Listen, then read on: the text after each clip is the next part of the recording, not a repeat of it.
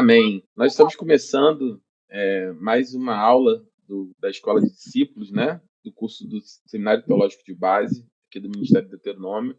Hoje nós temos como intenção terminar, né, o estudo de número 33, que trata sobre os resultados da salvação, né? Nós começamos a ver esse estudo na semana passada. Se você não assistiu ou não pôde assistir, você tem a oportunidade de assistir no canal da igreja, no YouTube, onde toda semana, normalmente às sextas-feiras, à noite agora, nós estamos postando todas as aulas que são ministradas aqui às terças-feiras no canal da igreja, né? Nós postamos. E nós vamos dar continuidade hoje sobre esse estudo tão importante, né? Que fala sobre os resultados da nossa salvação, né?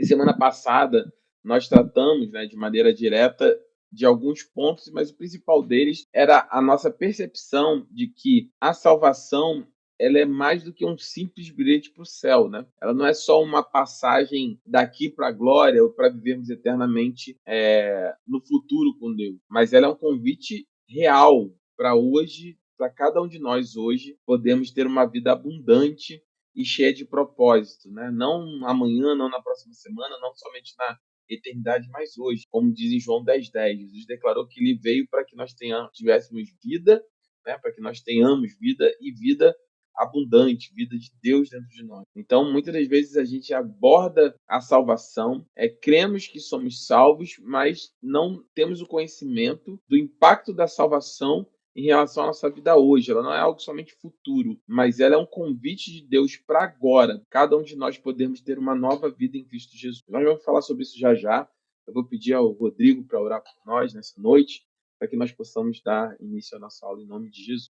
Amém, pastor. Oremos. Meu Deus, nós queremos agradecer, ó Pai, a Ti por esse dia, agradecer, ó Deus, por esse momento. Estaremos, Senhor Deus, desfrutando, ó Pai, em conhecer um pouco mais da Tua palavra. Senhor, Tu venha abrir as nossas mentes, abrir os nossos corações. Amém.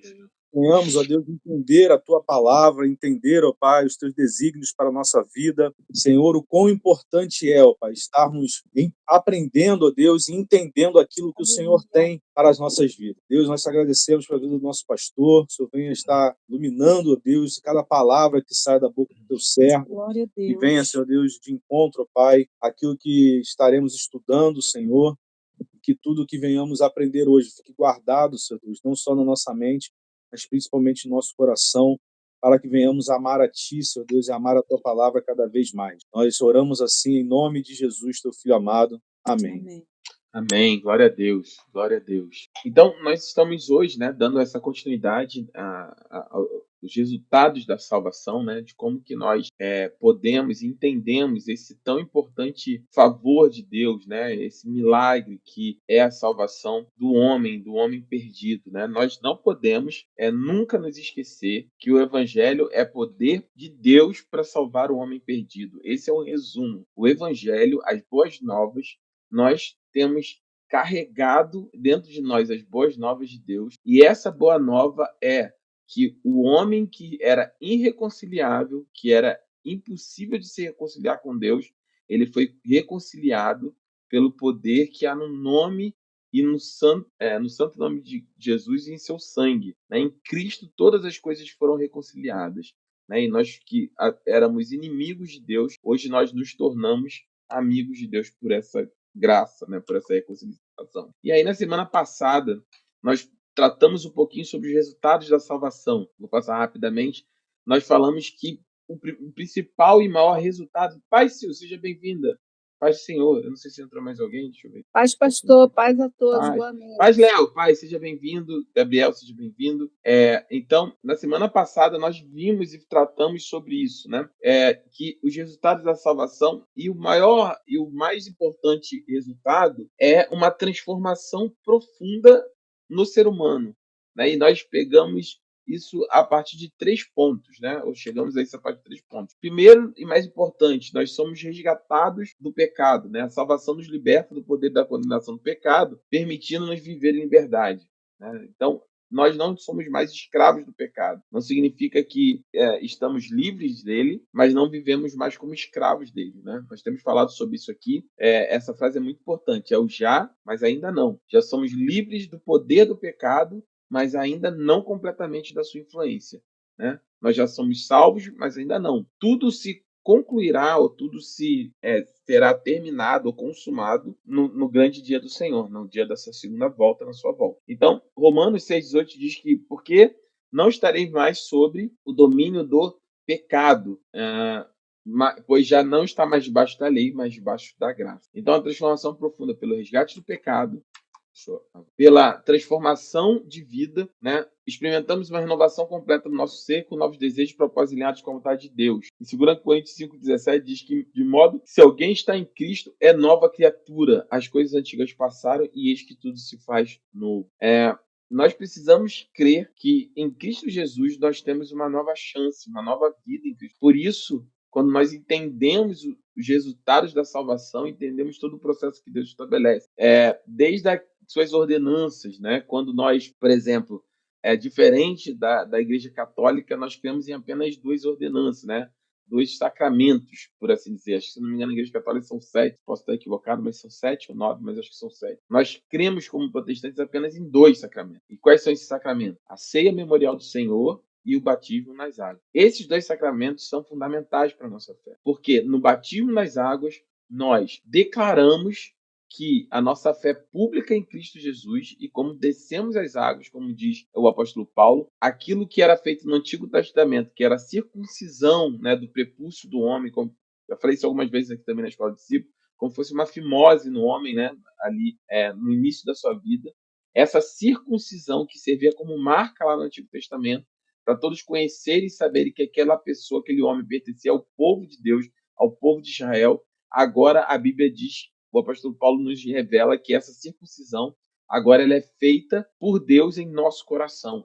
E que momento Deus faz isso? Deus faz isso quando nós descemos as águas do batismo. Quando nós vamos às águas do batismo, a imersão significa o sepultamento da velha criatura. Deus faz em nós a sua marca e nos ressuscita da morte para a vida, do pecado para uma vida com Deus, para o propósito de Deus, através de uma transformação do nosso ser para sermos novas criaturas em Cristo Jesus, para nós passarmos a viver essa nova vida. E, por fim, a aproximação de Deus, né? Então, primeiro somos tirados do lamaçal, lembrando aqui de final de Efésios, né? Eu sempre falo sobre esse texto do capítulo 2 de Efésios. A Bíblia diz, o apóstolo Paulo fala que o mesmo poder para trazer Jesus da vida para a morte, ou seja, para trazer um morto da vida para a morte, e eu sempre falo sobre isso, quanto é difícil, né?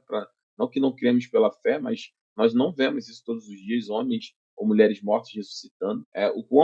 Tão quanto difícil, ou mais difícil que trazer um homem da vida, da morte para a vida, é necessário para tirar um pecador do seu pecado, trazer da morte do pecado para a vida em Cristo Jesus. Somente o poder de Deus, o poder do Espírito Santo de Deus é capaz de fazer isso. Então nós somos resgatados do pecado, transformação, temos a nossa vida transformada, e isso nos leva a um desdobramento, que é uma consequência. Com isso, nós estamos aptos e nos sentimos seguros para nos aproximarmos de Deus. Então, você quer saber se você tem a certeza da salvação a respeito da sua vida? Primeiro, obviamente, você foi resgatado do pecado. Segundo, um crente nascido de novo, lembra de Jesus que falou para Nicodemos? É necessário que você nasça de novo. Um crente nascido de novo, ele apresenta transformação também na sua vida, novos desejos, novos propósitos, abandona as velhas práticas, uma nova mudança, um novo caráter, uma nova maneira de viver. E, por fim, isso acaba levando ele a ter um desejo de se aproximar de Deus. Então, a salvação restaura o nosso relacionamento com o Pai, permitindo cada um de nós desfrutar de intimidade com Ele. E aí Jesus diz isso muito claramente em João capítulo 14, versículo 6. Né? Jesus respondeu: "Eu sou o caminho, a verdade e a vida, e ninguém vem ao Pai a não ser por mim." Então, esses são os resultados práticos da salvação. Isso nós vimos na semana passada, foi só uma introdução aqui para a gente retomar o tema. Mas o que eu queria tratar nisso é que todo esse processo ele passa por um evento, né, transformador que afeta a nossa existência. Né? Colossenses 1,3 ilustra bem essa mudança radical, descrevendo como a transferência, né, que fala que nós fomos transportados do reino das trevas, do domínio das trevas, para o reino do Filho do seu amor. Nós pertencemos a um outro reino espiritual, a um reino de trevas, a um reino de perdição, a um reino de morte e de pecado. E a Bíblia fala que, em Colossenses, que através do sacrifício de Cristo, nós fomos transportados por Deus desse reino, desse domínio das trevas, para um outro reino, o reino do Filho do seu amor. Se você esteve na igreja domingo, nós também soltamos um corte, se eu não me engano, ontem.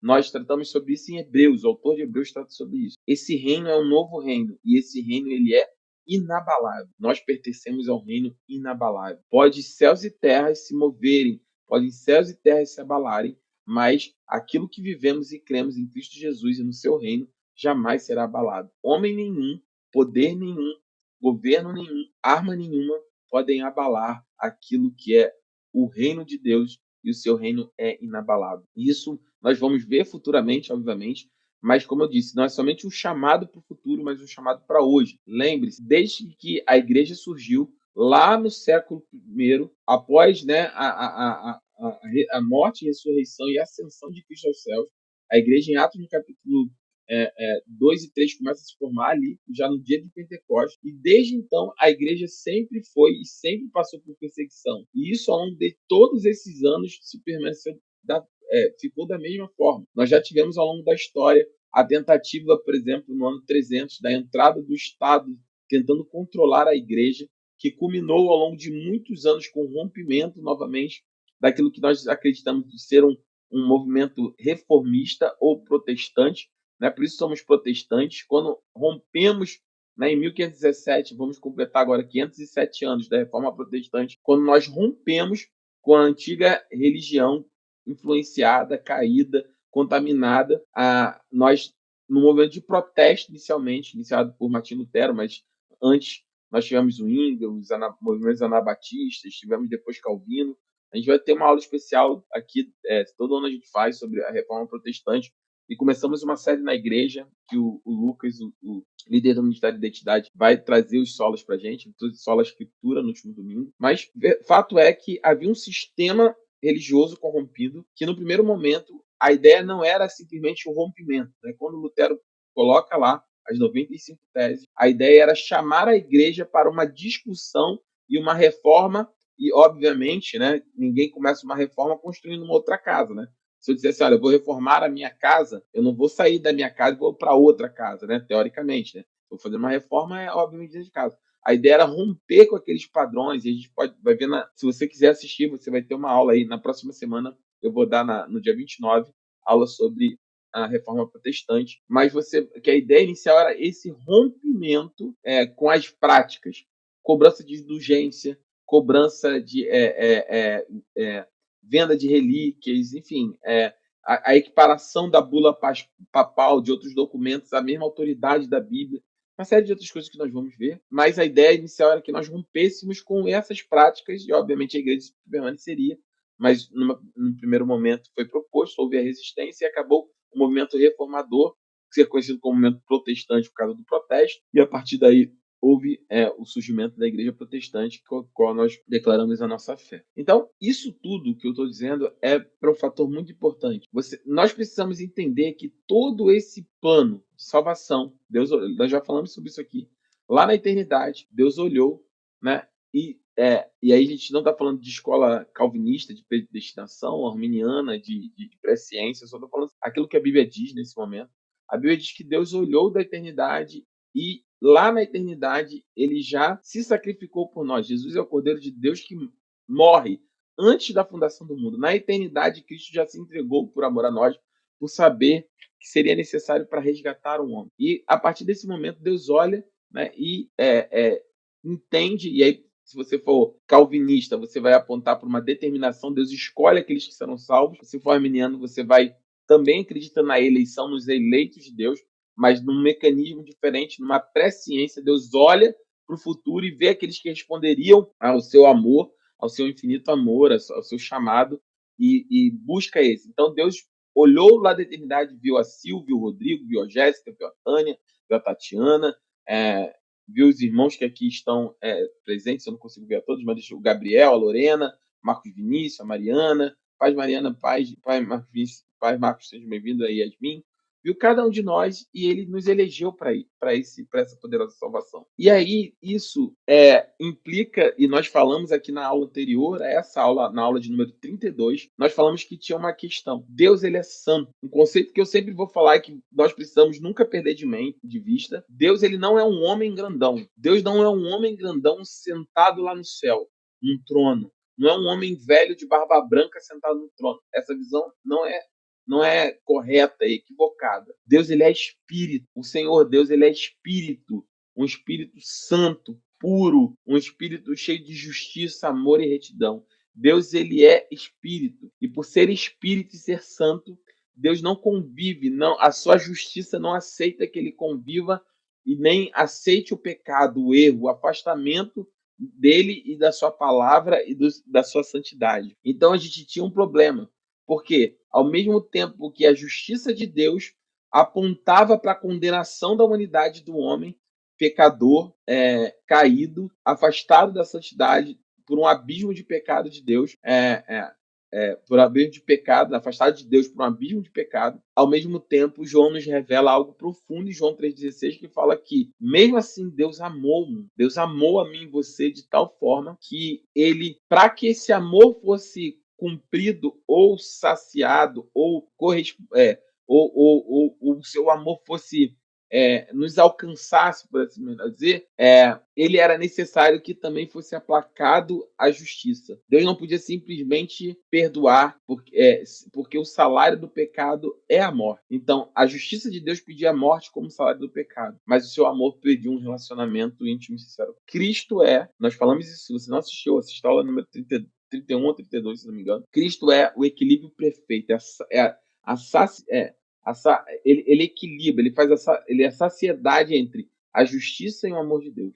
Ele é a expressão máxima do amor e o seu sacrifício, ele supre a justiça de Deus. Por isso que nós somos justificados e é sobre isso que nós vamos falar no próximo item, a justificação declarada justo por Deus. Mas para entendermos o que é justificação, precisamos entender o que é justiça, o que é justo. E aí eu gostaria de compartilhar um vídeo aqui com vocês para que a gente pudesse entender aquilo que é. Confirme, por favor, se vocês têm um áudio. Vou colocar o vídeo, tá bom?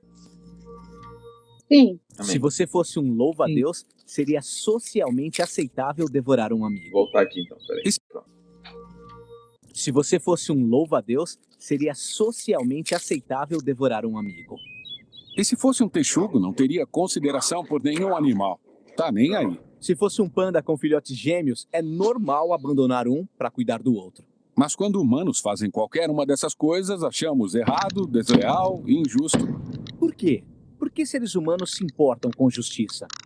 A Bíblia tem uma resposta fascinante para essa pergunta. Na primeira página, os seres humanos são separados das criaturas, porque somos a imagem de Deus. São representantes que governam tudo usando a definição de bem e mal dada por ele. E essa identidade é a base da perspectiva bíblica de justiça. Os seres humanos são todos iguais diante de Deus e têm o direito de ser tratados com dignidade e justiça, não importa quem seja. Seria bom se todo mundo fizesse isso, mas sabemos como as coisas funcionam. A Bíblia fala disso. Ela mostra como estamos sempre redefinindo o bem e o mal para o nosso benefício, abusando e oprimindo outros. É autopreservação, e quanto mais fraco é, mais fácil se aproveitar dessa pessoa. Na história bíblica, vemos isso acontecendo em um nível pessoal, mas também em famílias, comunidades e civilizações inteiras, que criam injustiça, especialmente contra os vulneráveis. E a história não termina aí. No meio disso tudo, Deus escolheu um homem chamado Abraão para começar uma nova família. E Abraão deveria ensinar a sua família a seguir o caminho do Senhor, praticando retidão e justiça. Praticar retidão é uma palavra bíblica que eu não uso, mas o que vem à mente é ser uma pessoa boa. O que significa ser bom? A palavra hebraica para retidão é tzedakah e é específica. É um padrão ético onde os relacionamentos entre as pessoas são corretos. É tratar os outros como a imagem de Deus, com a dignidade que eles merecem. A palavra justiça no hebraico é mishpat, que pode ser justiça retributiva. Como quando alguém rouba e sofre as consequências. Isso, mas na Bíblia quase sempre mishpat se refere à justiça que restaura. Significa ir mais longe, procurar ajudar pessoas vulneráveis que estão sempre sendo exploradas. Alguns chamam isso de caridade. Mishpat envolve muito mais que isso. Significa tomar medidas que defendam os vulneráveis e alterar estruturas para prevenir injustiças. Justiça e retidão é um modo de vida radical de quem pensa primeiro no outro. Sim, você encontra essa ideia na Bíblia toda, como aqui em Provérbios. O que significa promover a retidão? Abra sua boca por aqueles que não podem falar por si mesmos. E o que isso significa para os profetas como Jeremias? Ajude os desfavorecidos e não tolere opressão ou violência contra o imigrante, o órfão e a viúva. E aqui no livro de Salmos? O Senhor defende a causa dos oprimidos, alimenta os famintos e liberta os prisioneiros, mas frustra o caminho dos ímpios. Uau, ele se opõe aos ímpios? Sim, em hebraico a palavra para ímpio é rachá, que significa culpado ou errado. E se refere a alguém que maltrata outro ser humano, ignorando sua dignidade como imagem de Deus. A justiça e a retidão são muito importantes para Deus. Sim, era esse o propósito da família de Abraão, os israelitas. Eles acabaram como escravos imigrantes, oprimidos injustamente no Egito. E então Deus confrontou o mal do Egito, declarando que eles eram rachá, culpados de injustiça. Então ele resgata Israel. Mas a ironia na história do Antigo Testamento é que essas pessoas redimidas cometeram os mesmos atos de injustiça contra os vulneráveis. Então Deus enviou profetas que declararam Israel culpado. Mas eles não eram os únicos. Havia injustiça em todo lugar. Sim, alguns cometem injustiças o tempo todo. Outros se beneficiam com privilégios de estruturas sociais injustas sem perceber. É triste, mas a história mostra que, quando os oprimidos chegam ao poder, quase sempre viram opressores. Então todos participam da injustiça, ativa ou passivamente, até mesmo sem querer. Todos nós somos culpados. E essa é a mensagem surpreendente da história bíblica. A resposta de Deus ao legado de injustiça da humanidade é nos dar um presente: a vida de Jesus. Ele foi reto e justo e ainda assim morreu em nome dos culpados. Mas então, Jesus foi declarado justo por Deus, quando ressuscitou dos mortos. E agora Jesus oferece sua vida aos culpados, para que também possam ser justos diante de Deus, não por nada que tenham feito, mas por causa do que Jesus fez por eles. Os primeiros seguidores de Jesus experimentaram a justiça de Deus não só como um novo status, mas como o poder que mudou suas vidas e os fez agir de forma diferente. Sim, se Deus declarou alguém justo quando não merecia, a única resposta razoável é buscar justiça e retidão para os outros. Esse é um modo de vida radical e nem sempre é conveniente ou fácil. É ter coragem para fazer dos problemas dos outros os meus problemas. É isso que Jesus quis dizer com amar o próximo como a si mesmo. É um compromisso de vida alimentado pelo que disse o profeta Miqueias. Deus disse a vocês, humanos, o que é bom e o que ele requer: praticar a justiça, amar a misericórdia e andar humildemente com o seu Deus. Amém? Amém. Amém. Amém. Já tinham pensado ou ouvido falar em justiça dessa forma? Que normalmente nós falamos sobre ser justos e justificados em Cristo Jesus, mas quão profundo é o conceito de justiça de Deus, né? Como é totalmente diferente da nossa visão de justiça, né? A nossa justiça é nós recebermos aquilo que achamos que é nosso de direito. A justiça de Deus é viver e se comprometer de que não só você tem aquilo que é necessário para a sua vida, mas que nós vivamos de uma forma de que outros também têm. Deus, ele se entregou para justificar aquele que era injustificável. O justo morreu pelo injusto. E quando a gente entende o que é justiça, o que é ser justificado e o quão profundo é a justiça de Deus e tudo que ela envolve, eu anotei aqui uma frase que ele fala: porque a justiça de Deus é tratar as pessoas como sua imagem e semelhança, como a própria imagem de Deus. E aí a gente consegue entender, no limite desse entendimento, o quão é importante a comunhão e o quão é importante a relação entre irmãos, por exemplo, dentro da própria igreja. Nós não somos justos e jamais seremos justificados se... Lembra, eu acabei de falar, a justiça de Deus, a salvação de Deus, o impacto da salvação de Deus em nossas vidas, ele leva basicamente a três grandes impactos. Há três grandes impactos. Vou voltar um pouquinho aqui. Nós falamos sobre isso. Então ele leva ao primeiro momento ao resgate do pecado, a transformação de vida e a aproximação de Deus. E quando nós temos esse conjunto de esses três passos, somos resgatados do pecado, temos a nossa vida transformada e nos aproximando de Deus, nós passamos a viver como justos declarados por Deus, declarados justos por Deus e a viver a sua vida. E quando nós passamos a viver dessa forma, nós entendemos que viver para Deus não somente significa amar a Deus sobre todas as coisas, e óbvio que sim, como o mandamento, mas também vem carregado da segunda parte do mandamento, que é amar ao nosso próximo como a nós mesmos. Ou, na reforma que Cristo promoveu nesse mandamento, lembra? Jesus não mexeu nos mandamentos, ele só mexe num único mandamento. Ele fala, porque agora um novo mandamento eu vos dou, que vocês amem uns aos outros como eu vos amei. Jesus ele leva o segundo mandamento para algo ainda maior, ele sobe a régua do segundo mandamento. Agora não é mais como você se ama, mas como Cristo nos amou. E aí, quando nós entendemos que somos declarados justos por Deus e o que implica essa justiça, fica muito difícil nós vivermos uma vida cristã onde nós vemos, na grande maioria das vezes, e muitas das vezes, irmãos passando ou tentando passar por cima de irmãos. Disputas dentro da igreja por cargos, por status, por reconhecimento, sendo igreja sem se preocupar com a igreja, nos buscar a todo custo aquilo que nos é caro, que nos é importante. Óbvio que queremos ser abençoados, óbvio que queremos ser curados, óbvio que queremos ter as portas abertas, óbvio que queremos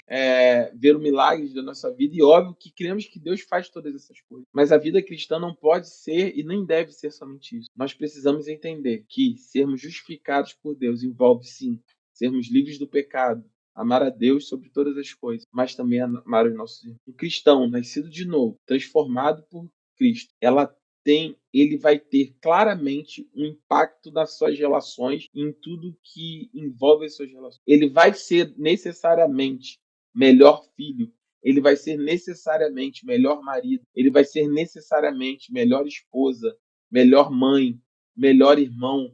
Ele vai ser necessariamente alguém mais justo. Porque justiça não é procurar aquilo que é de direito, mas é você se preocupar a tal ponto de você entregar, inclusive, a sua vida, para que você faça com que outros sejam justificados. E aí, nesse ponto aqui, eu quero botar um parêntese, não é nem um parêntese, uma bifurcação bem clara. É óbvio que quando nós caminhamos nessa questão da justiça, nós também é muito claro um viés social, né? De ajuda às pessoas, de intervenção numa sociedade claramente desequilibrada, né, em termos de ajuda às pessoas. Mas é óbvio que nós podemos passar por isso. O nosso curso de formação de obreiros de sábado os irmãos que estão aqui que fizeram, foi lindo. Quando nós falamos de mordomia de Deus, mordomia de Cristo, já falei isso domingo, falei de novo, foi lindo a nossa conversa. E acho que cabe a gente fazer uma conferência sobre mordomia cristã. Mas a verdade, e no vídeo ele é bem sutil, e por isso que eu decidi trazer isso, é que não passa, irmãos, não passa, infelizmente, não passa por uma questão só de sistema político, partidário e social. Ele usa de maneira bem sutil, ele fala assim, mas a verdade é que a história conta que aqueles que eram oprimidos por sistemas, por castas, por reis, você coloca o sistema que você quiser. A história mostra que quando eles chegam no poder, eles também, com o tempo, se tornam opressores, né? Aqueles que chegam sobre o discurso da liberdade, fatalmente, com o tempo, por conta da iniquidade humana, por conta do nosso coração mentiroso, corrompido, nós passamos a ser portadores não mais do discurso de liberdade, mas passamos a ser opressores para mantermos minimamente nosso status diante dessas leituras. E isso é muito perigoso, não só no aspecto social, no âmbito social, mas no âmbito da própria igreja. Quantos irmãos nós conhecemos que são machucados, maltratados, se sentem desprestigiados, menosprezados, por conta de que pessoas fazem o possível e o impossível, ou talvez o imaginável e o inimaginável, talvez seja o melhor termo, para manter os seus cargos na igreja. Ao custo de que eu seja sempre o pastor principal, o líder principal, o líder do ministério principal, o diácono principal, eu tomo atitudes para que, de certa forma, eu coloque outros abaixo de mim, ou tente demonstrar que outros são menores ou inferiores de mim, quando o reino de Deus é completamente diferente. Nós vivemos num reino,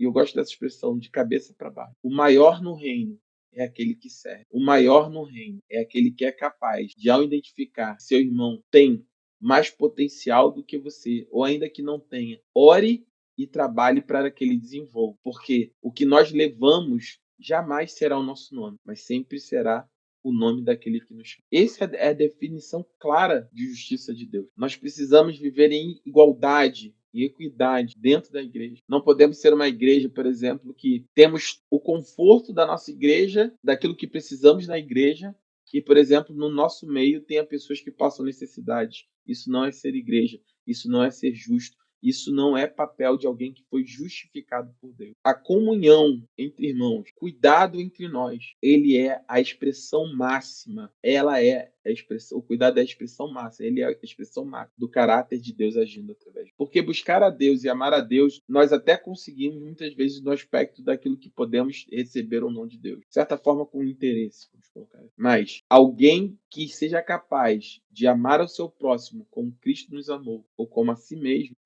esse movimento só é possível por alguém que nasceu de novo, por alguém que foi tomado pelo Espírito, por alguém que está justificado e declarado Deus. Estão entendendo o que eu estou tentando explicar aqui? Como esse conceito de justiça ele é muito mais profundo do que... Então, todas as vezes que nós maltratamos um irmão, todas as vezes que nós lançamos um olhar de ira sobre o irmão, de não entendimento, de menosprezo, de comentários maldosos, de olhar de desdém, todas as vezes que algo desse tipo acontece no nosso meio, como igreja, nós estamos tendo uma atitude não justa ou estamos sendo injustos com os nossos irmãos e nós precisamos nos arrepender. Por isso que a Bíblia chama isso de pecado. Lembra da parábola do servo, que o seu senhor chega, perdoa a sua dívida, e aí imediatamente ele sai dali e ele vê um servo seu, e ele vai lá e cobre, e começa a espancar e a bater nesse servo, cobrando aquilo que era de direito, e o seu senhor sabe, é informado por isso, e manda ele ser preso pelos carcereiros, e ser jogado, né, ao cuidado dos verdugos, né, dos carcereiros, e a Bíblia diz que ali haveria choro e ranger de dentes, uma clara alusão ao inferno, enfim, ação. Porque a ira de Deus se acende nesse aspecto, porque quando nós falamos assim,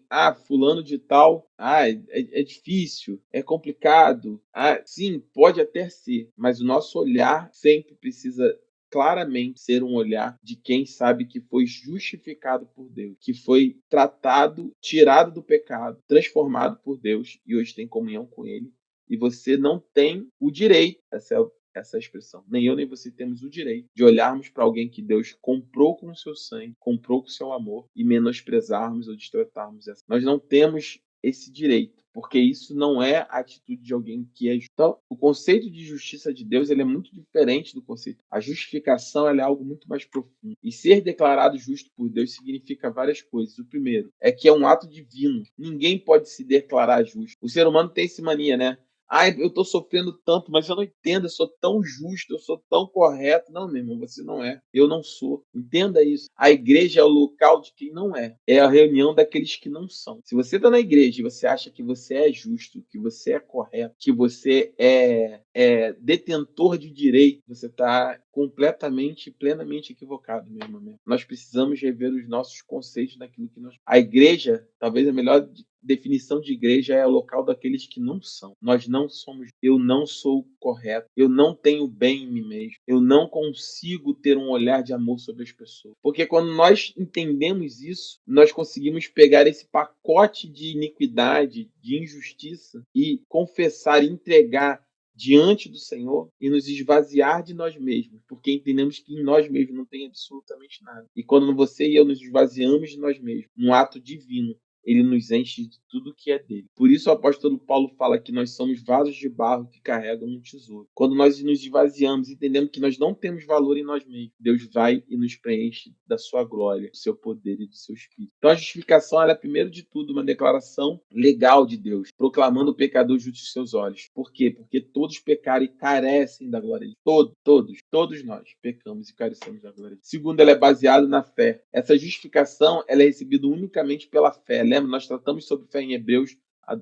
há uma semana atrás, Hebreus capítulo 11. No Conexão, vocês também trataram sobre isso. A fé é o firme fundamento das coisas que não se veem. A melhor definição de fé para mim é confiança em Deus e em sua palavra. Por que você é justo, mesmo se você tem dúvida ainda nessa noite, se você é justo, se você é justificado, por que você é justo? Mas pastor, eu sou tão errático, pastor, eu sou tão complicado, meu irmão. Deus não quer de nós perfeição, Deus requer de nós honestidade. Deus requer de nós que não amemos o pecado, Deus requer de nós que amemos Ele acima de todas as coisas. Deus requer de nós sinceridade, amor pela sua palavra, confiança nele e em sua palavra. E uma vez que nós confiamos, temos fé nisso, pela fé que nós declaramos em Cristo, nós somos justificados, porque entendemos que não é por obras nem por mérito. Não é você ser certo, não é só eu ser certo, não é eu ser justo ou você ser justo. É nós entendermos que nós somos absolutamente nada, nós somos pecadores, carentes da glória de Deus. E como alguém que é carente, que necessita da glória de Deus, nós pela fé, pela confiança em Deus e sua palavra, por que somos justificados? Porque ele disse que nos justificou, ele declarou que somos justificados em Cristo. Romanos 3:28 diz: concluímos, pois, que o homem é justificado pela fé, independente das obras da lei. É impressionante como nós vemos em muitas igrejas e muitos irmãos, e aqui nenhuma crítica, nenhuma denominação, só um apanhado geral de tudo aquilo que nós estamos vendo. E nós mesmos também, tá? Botar o Ministério de Deuteronômio, talvez a gente precise ter sempre uma reflexão, talvez não, precisamos ter sempre uma reflexão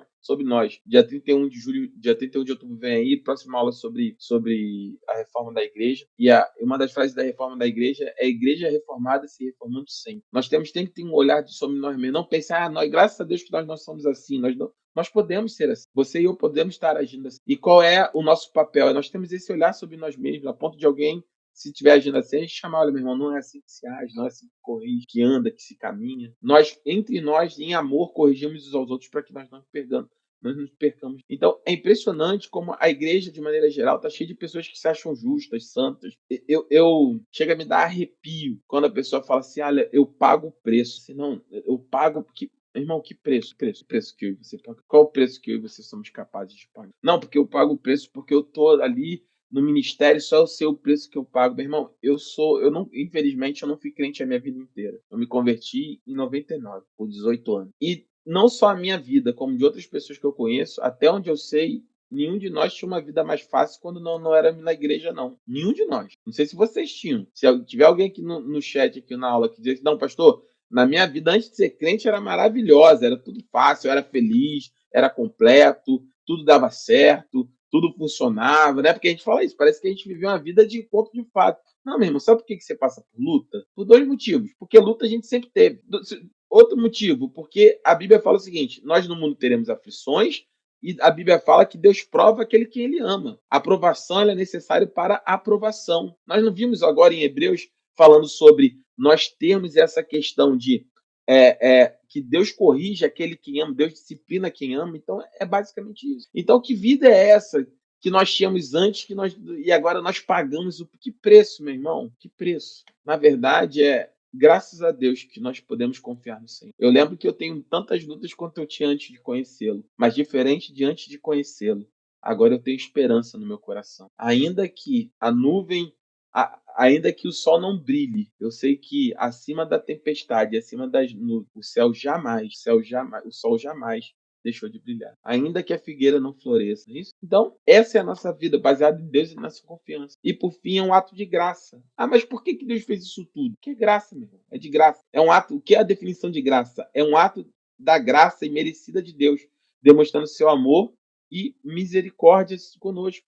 Efésios 2:8-9 diz: pois pela graça vocês são salvos por meio da fé. Isso não vem de vocês, é um dom de Deus, um presente. Um dom é um presente. É um presente de Deus. Não por obras. Nada do que você faça, venha fazer ou fará, faz diferença, para que ninguém se glorie.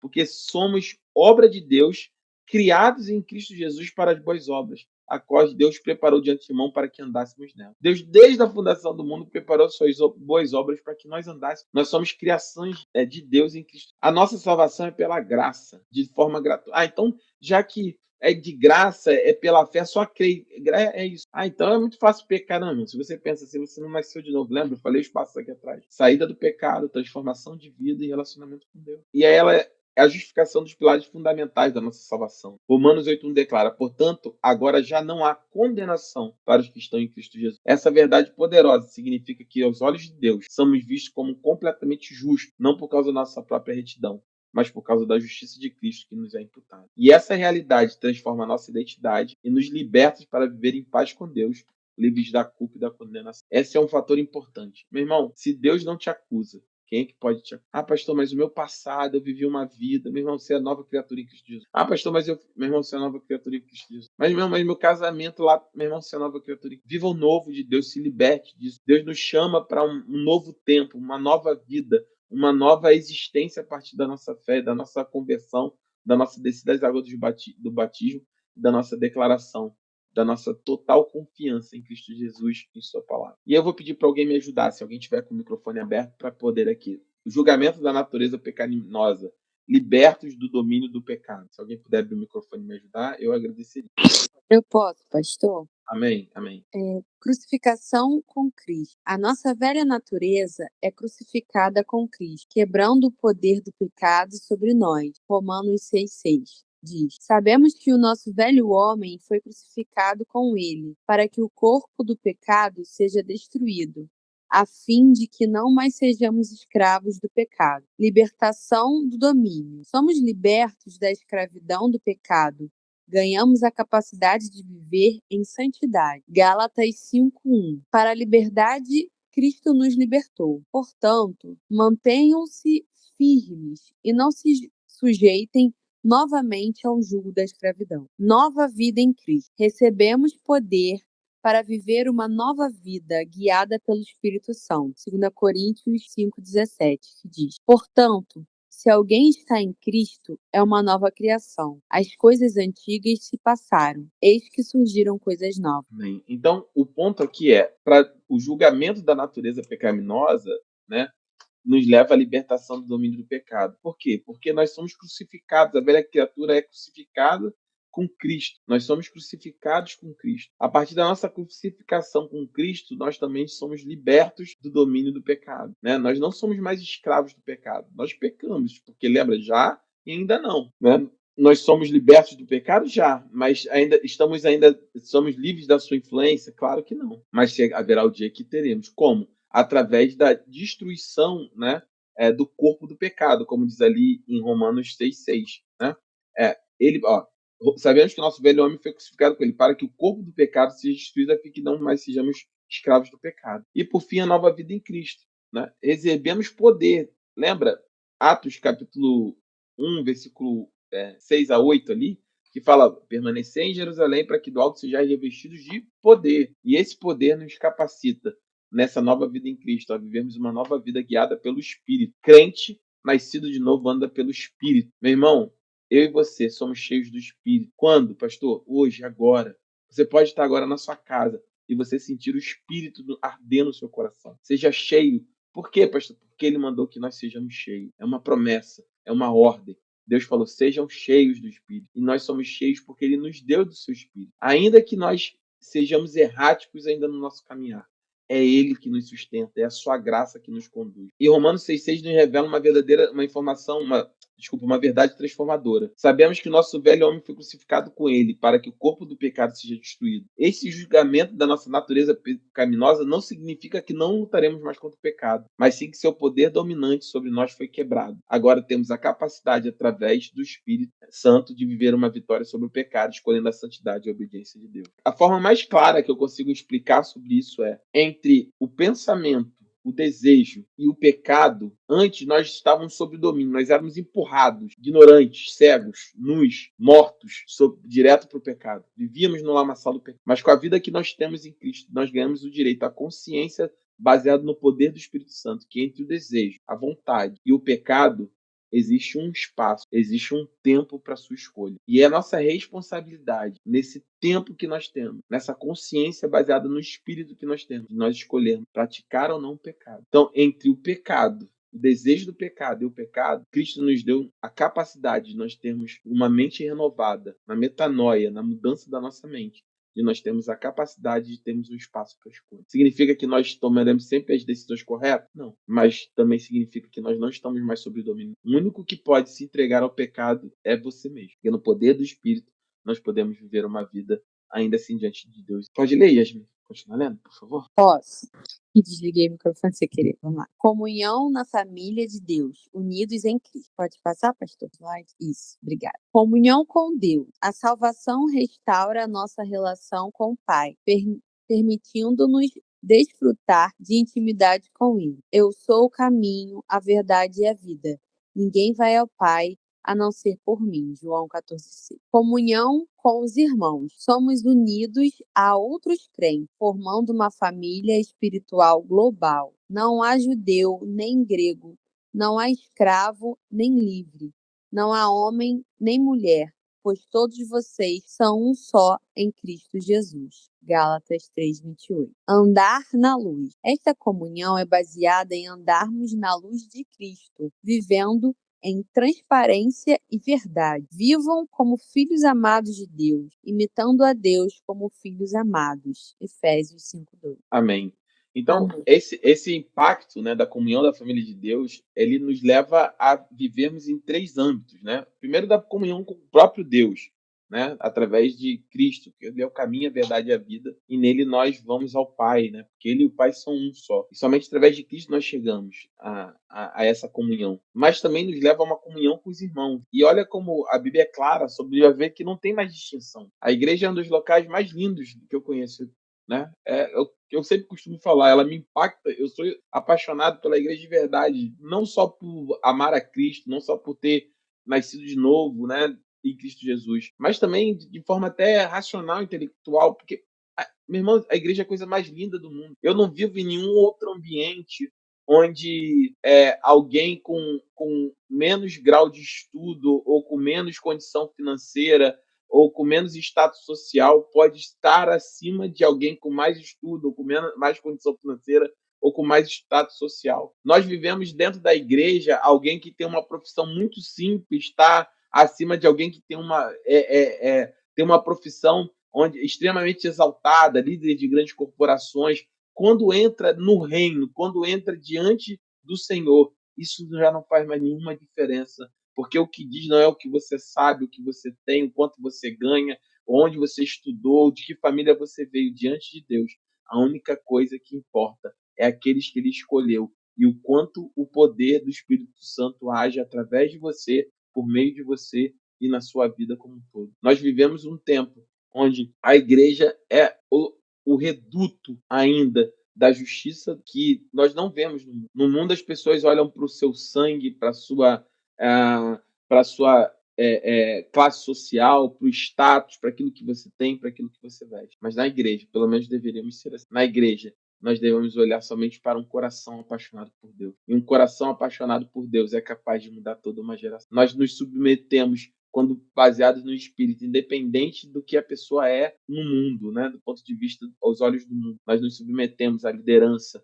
à confiança, a caminhar junto a um coração que serve. Então, a salvação, ela não nos salva apenas individualmente, mas também nos integra na família de Deus, né? Se, porém, andamos na luz, como ele está na luz, temos comunhão com os outros. E essa comunhão é mais do que simples amizade, é uma união espiritual profunda, baseada no relacionamento compartilhado. Ao andarmos na luz, experimentando conexão autêntica e transformadora com Deus e com nós. Nós não temos, a igreja não é só sobre ser amigo, ter amizade na igreja, é sobre comunhão, koinonia. E isso é algo muito mais profundo. Aqueles que estão em Deus não há engano, não há erro, né? Você pode até errar com seu irmão, mas você precisa ser honesto. Eu preciso ser honesto, né? Nós podemos errar, é algo que pode acontecer, mas nunca por desonestidade, nunca por um coração torto, por um coração enviesado, né?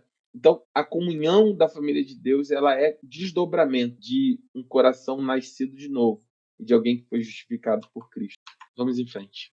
O fim da lei liberta para a graça. Yasmin, se você puder ler. Uhum. Alguém, vamos lá. O fim da lei liberta-os para a graça. Lei como espelho. A lei mostra a nossa incapacidade de alcançar a justiça por nós mesmos. Cristo como cumprimento. Jesus cumpriu perfeitamente a lei, tornando-se nossa justiça. Romanos 10:4 diz: Cristo é o fim da lei, para que todo aquele que crê seja justificado. Graça como novo caminho. Somos justificados pela fé em Cristo, não pela obediência à lei. Romanos 10:4 diz: Cristo é o fim da lei, para que todo aquele que crê seja justificado. Então, a palavra diz, né, que Romanos 10:4 que nós lemos, né? Cristo é o fim da lei. E esse versículo não significa que a lei de Deus seja irrelevante, mas sim que Cristo cumpriu perfeitamente todas as suas exigências em nosso lugar. A lei já não é mais o meio pelo qual buscamos a justificação diante de Deus. Em vez disso, somos justificados pela fé em Cristo, que se tornou a nossa justiça. Esta verdade liberta-nos, isso é o mais importante, irmão, do legalismo e nos permite viver pela graça, motivados pelo amor de Deus e não pelo medo da condenação. Gálatas 2,16 afirma: sabemos que ninguém é justificado por obras da lei, mas unicamente pela fé em Jesus Cristo. Deus nos justifica pela fé, não pelas obras da lei. E essa verdade liberta-nos, né, para viver em liberdade guiados pela graça de Deus, não pelas regras ou regulamentos. Não são raros os casos, e eu não estou falando aqui, irmãos, tudo bem, tem igrejas que têm a sua doutrina, a sua organização, e não é uma crítica nenhuma nenhuma igreja irmã, então já estou falando isso antes de qualquer comentário. Respeitamos as igrejas irmãs que têm suas doutrinas e costumes diferentes, mas o problema é quando essas doutrinas e costumes de homens passam a se tornar legalismo, passam a se tornar regras e regulamentos atrelados a se você não faz, você não é santo, você não é salvo, você está endemoniado, você não tem comunhão com Deus, você não é digno. Esse é o grande problema do legalismo, quando nós vivemos diante de regras e regulamentos. É óbvio que bom senso, é óbvio que um comportamento em santidade, em comunhão, em alegria, é necessário. Né? No último modelo disso, ninguém está dizendo, por exemplo, roupas e costumes. Né? Nenhuma irmão ou irmão vai para a igreja de forma escandalosa, escandalizar o seu irmão, escandalizar com sua roupa. Né? Existe um bom senso, existe uma etiqueta social. Né? Porque a pessoa age assim, não, mas é porque querem botar regras. Não, meu irmão, independente de... Se você nem estiver na igreja, né, dá um exemplo. Se você nem estiver na igreja, o mundo sabe o que é uma roupa vulgar ou não. Sim ou não? Tanto é que você não vai, né, quando você era do mundo, você não vai com a mesma roupa que você ia para balada, você não vai para um tribunal de justiça. Existem protocolos e etiquetas em cada lugar. Existe esse senso daquilo que é vulgar, aquilo que é sexualizado e aquilo que não é. A gente tem isso, carrega isso, obviamente. Então, óbvio que dentro da igreja tem isso. Eu estou falando de roupa, irmão, não é nem por nada, é só um exemplo, tá? Então, não podia estar falando de outras coisas, né? Mas o que eu estou dizendo é, agora, quando você atrela, né, a esse comportamento, a salvação, a questão a irmã está com o espírito de Jezebel, a irmã está endemoniada, o irmão está endemoniado. Irmãos, esse é uma carga, um fardo muito diferente daquilo que Cristo diz. As pessoas estão em processo, Deus está caminhando, a lei é no espelho, o cumprimento da lei foi feito em Cristo e nós vivemos agora pela graça. Lembre-se, nós estamos falando aqui de justiça de Deus. E o olhar de amor faz parte da justiça de Deus. Não é aceitar, não é venha do jeito que está e permaneça do jeito que está, mas existem processos, existe o caminhar, existe a mudança, existe a transformação, existe Deus falando nos nossos corações. Qual é o papel da igreja? Pregar a palavra de Deus, ensinar aquilo que está na sua palavra e crer que quem faz a mudança é o Espírito. O grande problema do legalismo é quando nós nos tornamos agentes da mudança que somente o Espírito Santo de Deus e o Senhor e a sua palavra podem fazer. Uma igreja que caminha com Cristo é uma igreja que vê a mudança das pessoas. Quando ela entra e ao longo da sua caminhada, você vê claramente Deus transformando essas pessoas. É aquela famosa frase: eu não sou mais quem eu era. Eu não sou ainda quem eu deveria ser, mas eu também não sou mais quem eu era. Eu ainda estou longe de ser quem eu deveria ser, provavelmente, mas eu também não sou mais quem eu era. Então, nós somos libertos para a graça, para viver pela graça. A justificação não vem de obras da lei, né? É o que eu costumo falar para fechar esse raciocínio. Não é o quanto eu jejuo que me torna mais santo, o quanto eu oro, o quanto eu sirvo na igreja. Não é isso. Essas coisas não deveriam ser meios para que você tivesse uma vida de santidade. A sua vida de santidade, essas coisas precisam ser necessariamente aquilo que emana de um coração que ama a Deus. Eu jejuo, eu oro, eu sirvo, não para ser crente, mas por ser crente. Eu jejuo, eu oro, eu sirvo, não para ser cheio do Espírito, mas por ser cheio do Espírito, eu jejuo, eu oro, eu sirvo. A dinâmica é diferente. Tenho prazer na palavra, não para que o Espírito me encha, mas por ser movido pelo Espírito, sou cheio da palavra. Tenho amor pela palavra. E aí entra num ciclo virtuoso. Quanto mais você...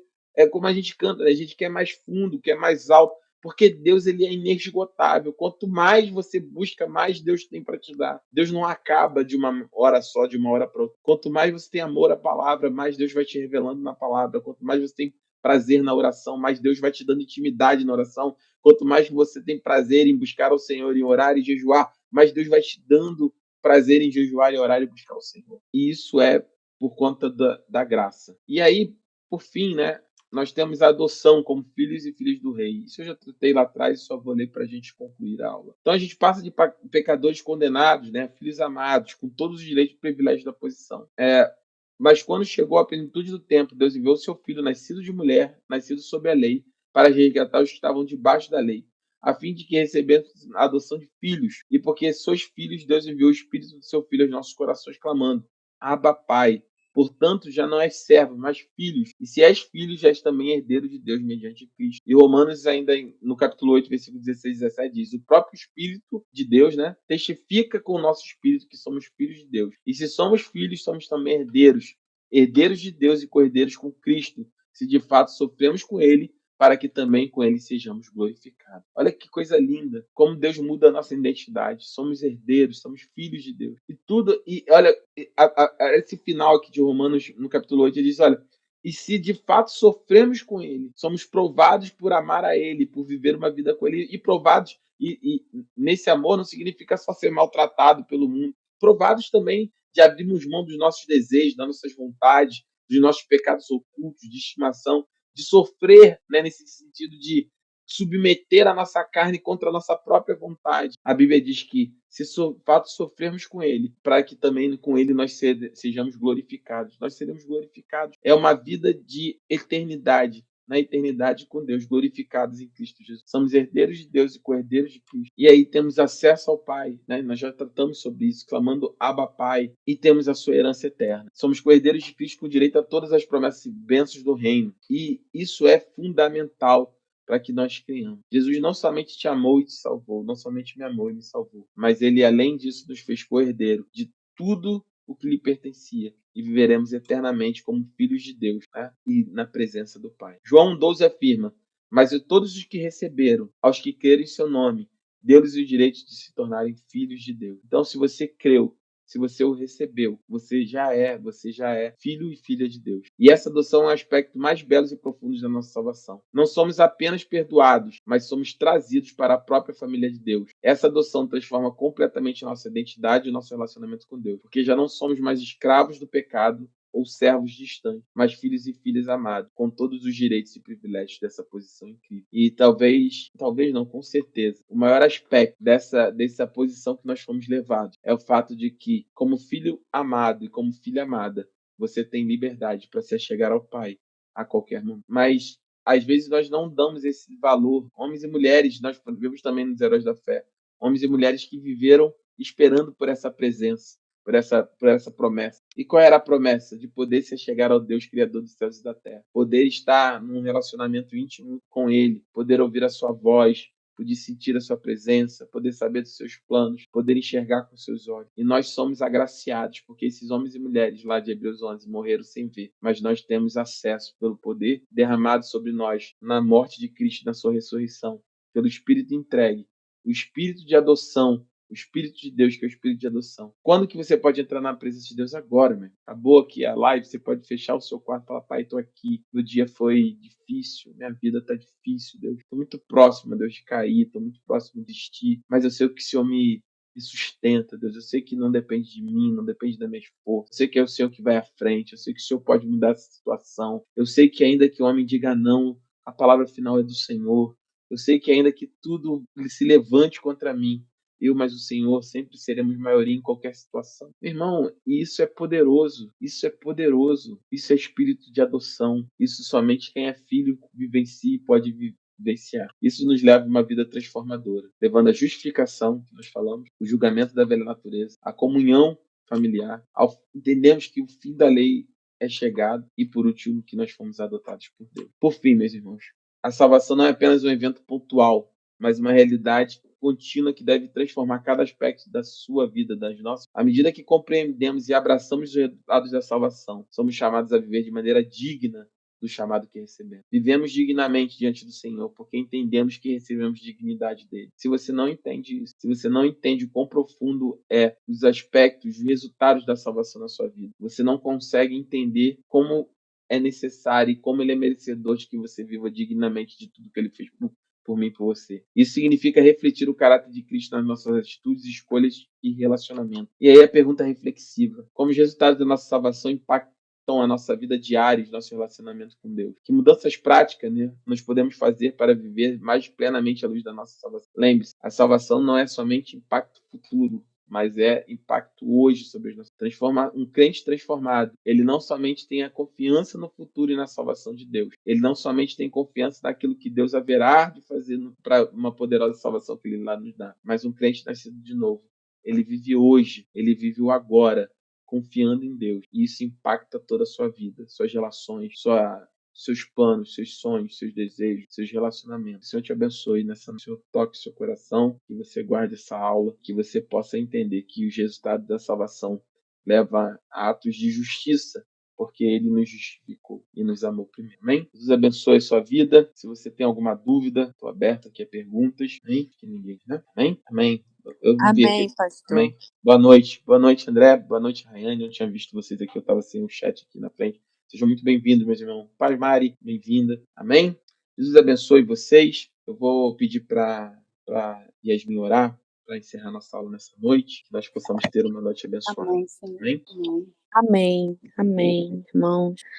Senhor, meu Deus e meu Pai, quão linda é a sua palavra, Senhor, e quão importante, profunda, Senhor, é aquilo que escutamos nessa aula hoje, Pai. Como é importante, Pai, que essas aulas de terça-feira, como são importantes para que cada dia mais possamos caminhar, Senhor, conforme o seu querer e sua vontade, que nossos corações, Senhor, sejam cada vez mais forjados, Senhor, com a sua palavra, Pai. Eu agradeço e glorifico ao seu nome, Senhor, por mais um dia, Pai, que estamos aqui juntos, reunidos, Senhor, escutando, Senhor, aquilo que o pastor trouxe para nós e que, Senhor, possa ser realmente enraizado em nossos corações, Pai. Agradeço, Senhor, pelo dia de hoje, pela vida dos meus irmãos que estão aqui presentes, pelos seus familiares. Senhor, peço que o Senhor derrame bênçãos cada vez maiores na vida dos nossos pastores,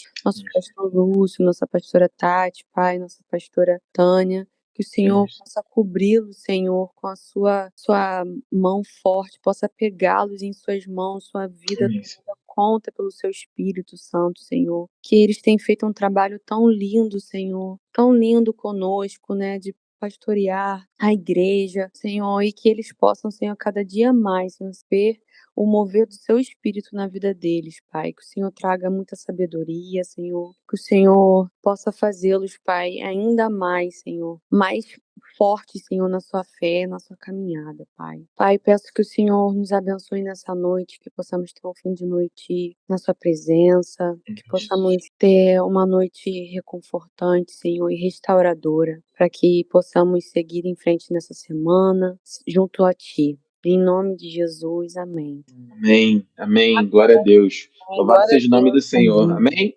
Olha, quinta-feira, nosso culto online, não perca. Mande o link para alguém, convide alguém. Temos culto online. E domingo, o nosso culto presencial, às 10 horas da manhã. Tá bom? Jesus abençoe vocês. Que seja uma semana cheia da presença dele. Amém? Senhor, Paz. Amém. boa Paz. noite.